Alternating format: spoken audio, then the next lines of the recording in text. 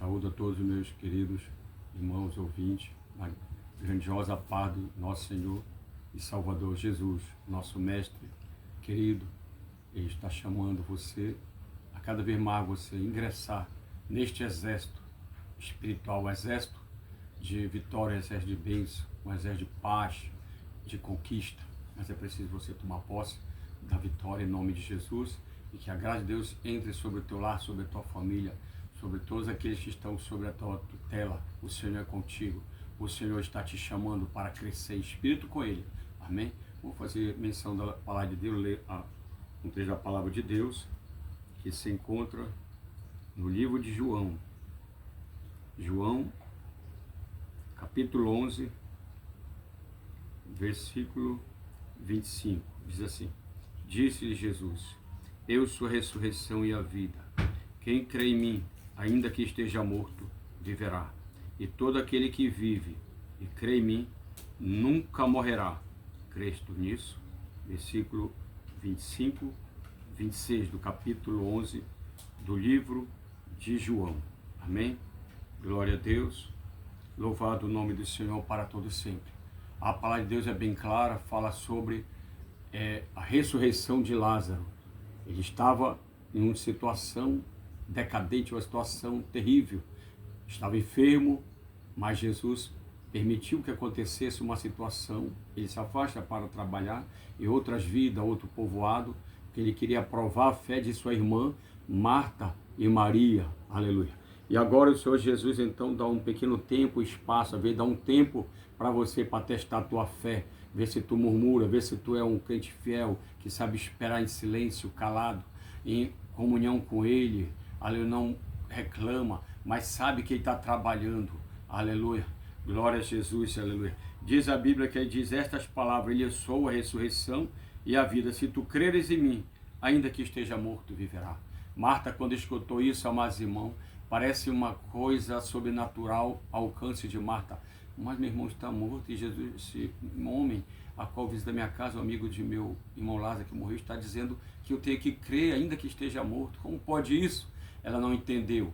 E Jesus estava referindo que se você crer, você pode tomar posse da vitória em nome de Jesus Cristo. Aleluia. Ainda que esteja morto, viverá. E foi literalmente o que aconteceu na casa de Marta e Maria. Você vai observar algo, que no início Maria sai ao encontro de Jesus no começo para recebê-lo. E a Bíblia diz que Marta estava cuidando dos afazeres da casa. Aleluia.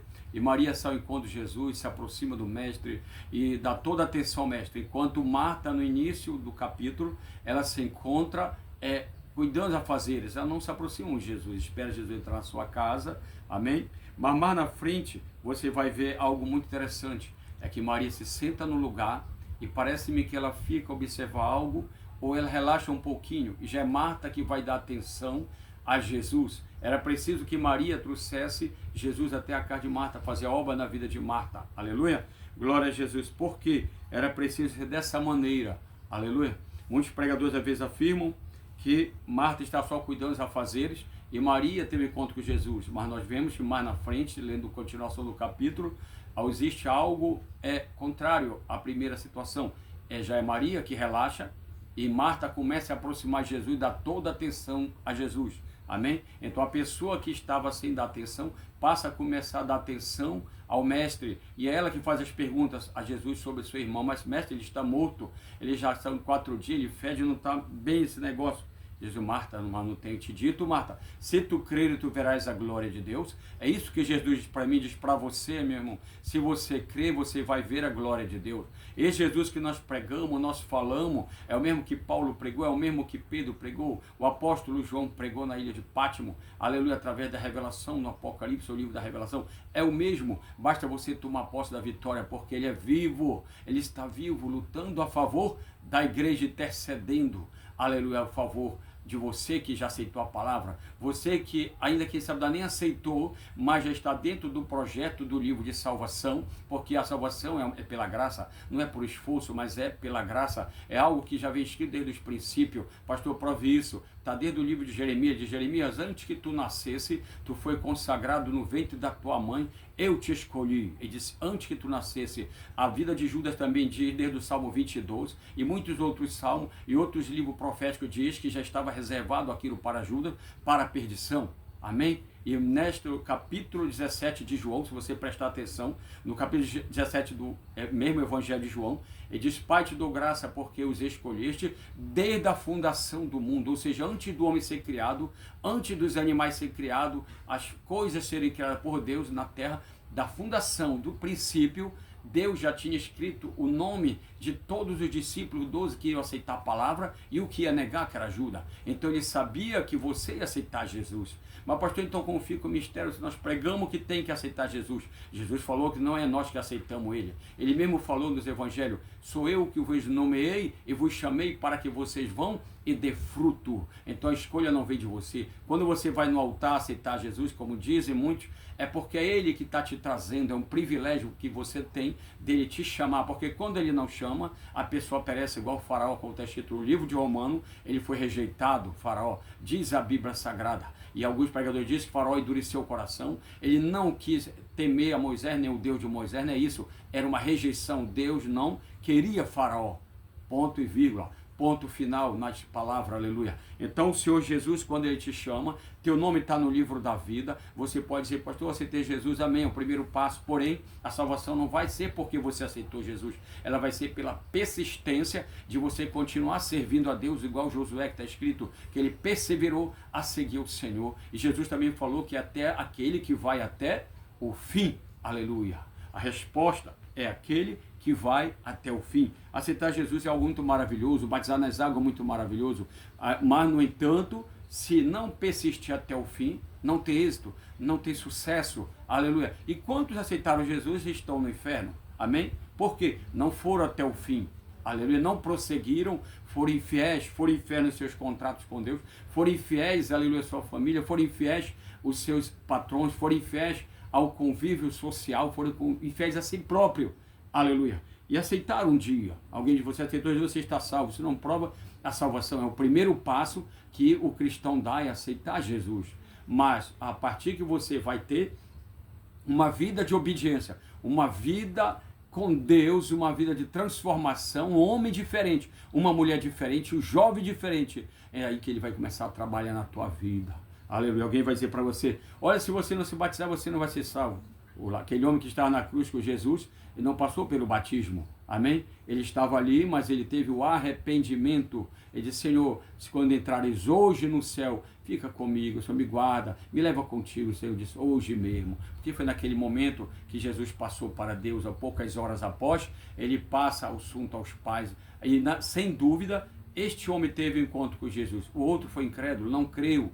Aleluia, não passou por batismo, amém? Mas aceitou a palavra, aceitou a verdade e foi até o fim, aleluia, né? Glória a Jesus, bendito o nome do Senhor. Então a salvação é mistério, é só para quem crê, aleluia. E você pode dizer, mas aquela pessoa foi o pior traficante do mundo, agora é um grande pregador, ganha alma. Como pode fez tanta maldade e agora ele está dizendo que Jesus salva, ele está no céu? Por que Jesus faz isso? Porque tem tanta gente voltado para estudo, pesquisa sobre a Bíblia, pesquisando assuntos teológicos, pesquisando assunto científico, pesquisando tudo quanto é assunto, mas não coloca Jesus na sua vida como primazia, como centro da atenção. E essas pessoas vão ficando para trás, aleluia. Pode até achar que está tudo bem financeiramente, aleluia. Pode achar bem que o grande número de amigos aumenta, aleluia. Mas, no entanto, amados irmãos, aleluia, ele precisa ter um encontro com Jesus, precisa ter uma nova vida. Ah, pastor, e agora? Se as pessoas não podem fazer nada, cada um é escolhido de uma maneira por Deus. Uns servem a Deus de uma maneira, ele permite, porém, eles não vão ter encontro com Deus. É somente Deus dá a oportunidade de todos fazer a obra. Ele dá a oportunidade para louvar, ele dá a oportunidade para pregar, para serem pastores até, mas não quer dizer que todos subirão com ele. Amém? Para se cumprir as escrituras, que diz, tive fome, não me vestiste, estava estrangeiro, não me hospedaste. E ele diz também que vocês fizeram isso, pregaram isso, mas não viveram o que pregaram, aleluia. E apartaram de mim para o fogo eterno, aleluia. Glória a Jesus. Então, herdar a salvação é uma questão de perseverança na palavra de Deus. aleluia, até o fim. Não adianta começar bem e terminar mal. Antes de começar mal e terminar bem, como foi o caso de muitos que já foram assaltantes, foram pessoas perigosas, mas Deus chamou, amém? Aleluia, glória a Deus, para serem grandes homens de Deus. Aleluia, as pessoas fazem juízo, mas é Deus que chamou, a salvação é dele, ele diz, está escrito, ele faz o que ele quer, no livro de Romanos, eu escolho a quem quero, eu faço o que quero, então o projeto de Deus. Agora alguém vai dizer, então pastor, os pobres são de Deus, o rico do diabo também não, tudo é relativo nas coisas de Deus. Ele é absoluto em poder, mas nas suas ações ele é relativo. Há pobres que estão no inferno, como tem rico que está no inferno também. E também está pobres que estão no céu, como tem rico que também estão no céu. A questão era obedecer, ele não está olhando para a questão social. Eu vi alguém dizer assim, que Deus estava muito com Davi porque ele era baixinho. Nem sequer a Bíblia relata que Davi seria homem baixo. E os altos e os mais fortão, os mais grandes, não herdariam a salvação, como o caso de Saul, como muitos por causa que teria altura. Jesus não classificou essas coisas também de questão física, amém? Ou de questão social. Ele observa a pessoa que tem temor a ele. Se ele chamou a Davi, foi uma questão de coragem, ele era bravo, ele arriscava a vida pela ovelha, e Jesus observou isso. Deus observou o caráter de Davi, é por isso que ele foi escolhido, não foi por altura, se ele era mais alto ou mais baixo, amém? Glória a Deus, Deus não está olhando para a questão de aparência, porque um outro apóstolo, profeta seria muito simpático, o outro já era calvo. Deus não quer saber de aparência, quer saber de pessoas que têm uma relação verdadeira com ele, tem caráter como Davi, ele protegia as ovelhas em todo momento e não abandonava, aleluia? Glória a Deus, ele tornou-se o rei de Israel. Assim Deus quer chamar você para fazer uma vida com ele, ter uma vida íntegra com ele, uma vida certa com ele, uma vida não de falsidade, uma vida não de aparência de capa, mas uma vida com Deus, para não perder tempo. Jesus quer que todos aqueles que lhe aceitem, ele segue, eles sirvam até o final e vão para a glória. Não é a vontade de Deus, como ele disse, que nenhum deles se perca, do meu discípulo. Aleluia? Então, o desejo de Jesus é que todos sejam salvos. Amém? Mas as pessoas escolhem seus caminhos. Elas escolhem fazer coisas que não agradam a Deus. Aleluia. E então, os tempos vai passando e a pessoa vai se acostumando a praticar a iniquidade. A iniquidade vai sendo como doce na sua boca, no seu paladar, no seu corpo, na sua vida. Aleluia. Quando ele pensa estar envolvido, enlaçado, aleluia, não tem como mais sair. Mas, aleluia, diz a Bíblia que Jesus disse, eu sou o caminho, a verdade e a vida. Então Jesus é tudo isso. Você passa a confiar nele e diz, Senhor, eu quero mudar minha vida, eu não quero ser mais esse crente e essa pessoa que não consegue desenvolver, eu quero ser forte, eu quero ser vitorioso, eu nasci para vencer, aleluia. Se você prestar mais atenção mais na frente, no capítulo 43, Jesus diz assim, Lázaro, sai para fora. Alguém vai observar que Jesus usou o paradoxo. Paradoxo não, Jesus usou um pleonasmo vicioso, sai para fora, que é o mesmo que dizer, sobe para cima ou desce para baixo, ou entra para dentro. Então, quando Jesus usa essa linguagem, é uma linguagem que quer dizer que ele é simples. Uma pessoa simples diz, Lázaro, sai para fora. Tem gente que só está analisando a linguagem, porque ele é muito simples de querer ajudar as pessoas, que elas entendam o seu linguajar, aleluia. E quer dizer, ele queria fazer isso para todos entenderem. Era uma linguagem na época, um povo sofrido, e Jesus queria que eles ouvissem a palavra de maneira formal, simples, aleluia, sai para fora. E Lázaro ouviu a voz de Deus e saiu, aleluia. E algo que me chama a atenção aqui, diz assim, desataio, significa que muitas pessoas estão presas ainda em alguma coisa, em corda, em corrente, elas estão presas no sepulcro, como Lázaro estava preso ainda, está preso atrás das grades, mas Jesus diz, desataio, a pessoa está amarrada com corrente, está todo enrolado, por isso que Jesus disse de dupla mensagem, da maneira espiritual e da física, desataio, ele está igual a múmia do Egito, toda enrolada, só ficava o olho para fora, diz a Bíblia que eles embalsemaram e colocaram ele de uma maneira todo enrolado. E eu creio que quando ele saiu com braço e perna bem juntinho, andando semelhante à múmia, porque era a forma como ele estava, amarrado ali, todo enrolado em faixas. Mas diz a Bíblia, mais irmão, que quando Jesus olhou para ele e disse, desatai-o, tirai-o, daí a pedra foi tirada. E Jesus disse mais isso para você, tirai a pedra, porque tem uma pedra no teu caminho que está impedindo você de caminhar, está impedindo você de crescer espiritualmente. Você disse, pastor, eu tenho muita promessa, mas está escrito na Bíblia, tem muitas promessas que não se cumpriram, mas você diz, pastor, eu vi uma música, eu vi pregações que diz que o que Deus prometeu, Ele dá. Se você prestar atenção, tem muitas promessas que não se cumpriram. O problema estava em Deus, não estava nos homens, porque Deus prometeu, Ele prometeu para Adão, aleluia, uma coisa Adão fez outra, então ele retirou a promessa, aleluia, glória a Deus, ele prometeu a Saul também promessas, mas Saul transgrediu, o rei Saul, e Deus não cumpriu a promessa por desobediência. Ele fez promessa a Davi, a tua geração se sentará até a 4ª geração, e não se cumpriu. Após a morte de Salomão, começou a se dissolver o reinado, que foi Deus mentiu? Não, Davi não fez o que Deus mandou até o fim, ou melhor, Salomão, Roboão, Jeroboão começaram a se corromper e começou-se então a desandar a promessa que Deus queria dar. Então não confie se Deus deu uma promessa e você não quer se esforçar, ela não vai se cumprir. Foram promessas faladas e não se cumpriram por culpa daquele que ouviu a palavra de Deus. Não te confie em música que diz que Deus tem uma promessa para ti e ele vai cumprir. Não, se você não obedecer a voz de Deus, ela não vai cumprir. E disse para Moisés, Moisés, este povo então eu não matarei, Moisés, porque Moisés intercedeu por Deus para que ele não matasse aquele povo no deserto. Disse, não matarei então, Moisés, este povo. Ele ouvia a voz de Moisés. No entanto, amados irmãos, alguns dias depois, ele matou 120 mil pessoas no deserto, picado por cobra. Eles foram feridos. Aleluia. Então veja bem, você vai dizer, o que foi que Deus fez? Ele falou uma coisa e mudou mais na frente. É porque eles obedeceram, ele prometeu, mas eles continuaram adorando o ídolo, praticando todo tipo de imundícia e iniquidade dos povos pagãos. E o que Deus falou para Moisés, aleluia, ele ia fazer, mas por desobediência, ele não cumpriu a promessa. Ele então, o que é que ele fez?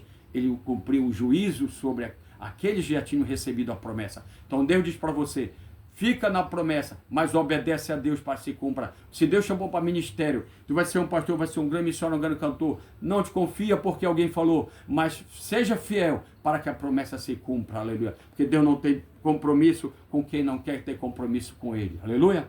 Promessa só se cumpre quando nós estamos dentro da grandeza de Deus, aleluia. Você pode ler a Bíblia e concluir tudo o que eu lhe falei. Existem mais promessas que não aconteceram, que não dá tempo de relatar no momento. Então Deus quer te abençoar e quer te dar vitória e quer cumprir promessa. Agora você vai ficar no caminho com Deus, aleluia, até o fim. Amém. Glória a Jesus. Deus, desatai-o, tirai o que está impedindo essa pessoa de crescer, esta pessoa de ser abençoada.